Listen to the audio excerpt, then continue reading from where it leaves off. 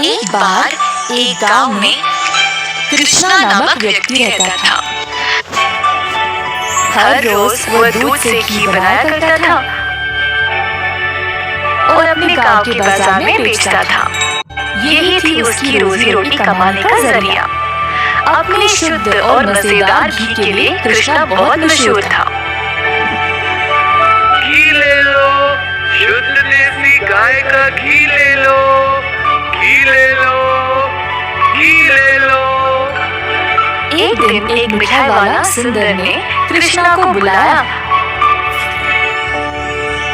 और 1 किलो घी के लिए मांगा। कृष्णा गया उसके पास। कृष्णा भाई, मुझे 1 किलो घी चाहिए।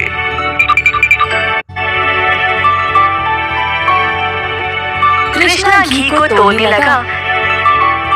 जब सुंदर ने देखा कि घी कितना शुद्ध था, तो वो अपने आप को रोक ही नहीं पाया। सुंदर ने और घी लेने का निर्णय लिया।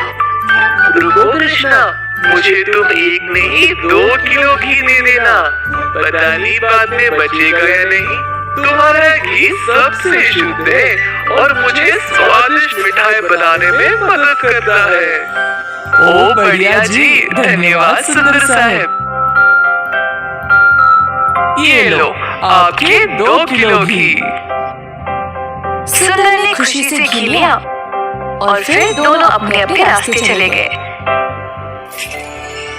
जैसे कृष्णा चलता गया, गांव के लोग उसको एक एक करके घी खरीदने बुला रहे थे। घी ले लो, घी ले लो। दोपहर तक सारी घी बिक चुकी थी, क्योंकि वो घी था ही इतना स्वादिष्ट।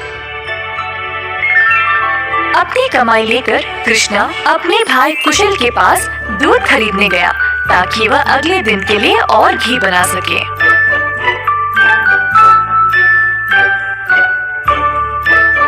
हर रोज कुशल देखता था कि उसका भाई बहुत घी बेचकर अच्छा पैसा कमा रहा था और उसका कारोबार दिन पे दिन और भी ज्यादा बढ़ने लगा।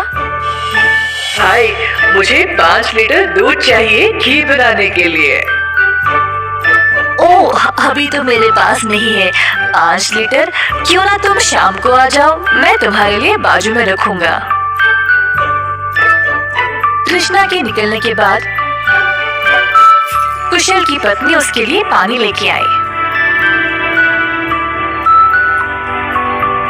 देखा कमला, कृष्णा की तो किस्मत ही बदल रही है।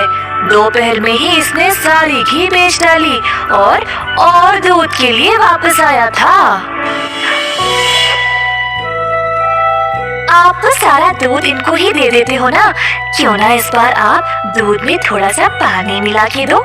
इस तरह हम भी ज्यादा पैसा कमा सकते हैं। कुशल ने अपनी पत्नी की बात मान ली और शाम को जब वह गाय से दूध निकालने गया,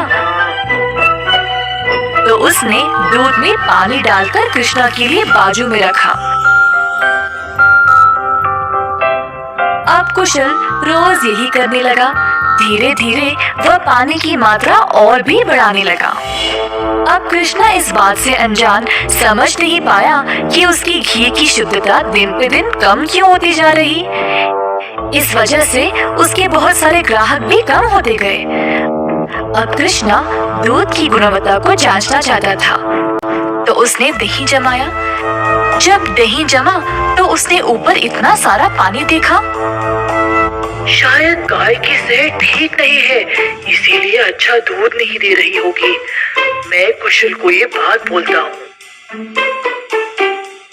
जब कृष्णा कुशल के घर गया, तो उसने अपने भाई और उसकी पत्नी को दूध में पानी मिलाते हुए देख लिया। अब उसको समझ आ गया कि उसकी घी की शुद्धता इतनी कम क्यों हो गई थी।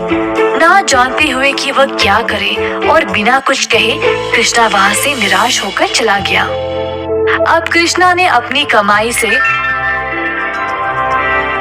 2 गाय खरीदे और खुद दूध निकालना शुरू किया। अब फिर से कृष्णा अच्छी वाली शुद्ध घी बनाने लगा। कृष्णा ने अपनी एक छोटी सी दुकान खोल ली, जहाँ पे वो शुद्ध देसी घी बेचने लगा। उसी समय सुंदर उसके पास आया और बोला, हाय कृष्णा, पिछले कुछ दिनों से घी कुछ ठीक नहीं है। मेरे मिठाइयों के लिए अच्छे ग्राहक थे, केवल आपकी शुद्ध घी की वजह से।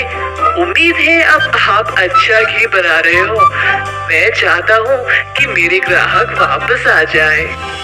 आप ये दो गाय देख रहे हो, ये मैंने ही लाए हैं अब खुद दूध निकालने। अब से मैं ही दूध निकाल रहा हूँ, तो आज से घी भी सबसे बढ़िया मिलेगी। जैसे दिन बीतते गए, अब कृष्णा से और लोग घी खरीदने लगे। कुछ ही दिनों में कृष्णा ने और गाय खरीदे। उसने कुछ नौकरों को अपनी दुकान पर काम पे भी लगाया, हाथ बटाने के लिए।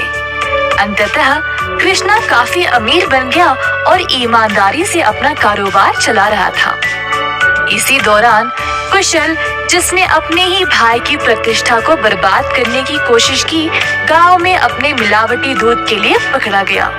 अब कुशल दूध भी नहीं बेच पाया और जल्द नुकसान में पड़ गया। उसे समझ नहीं आया कि अब वह क्या करे। कुशल को अपनी गलती का एहसास हुआ और अपने भाई से माफी मांगने गया। उसने कृष्णा से भीख मांगी माफी के लिए और नौकरी के लिए, ताकि वह अपने कर्जों को चुका सके।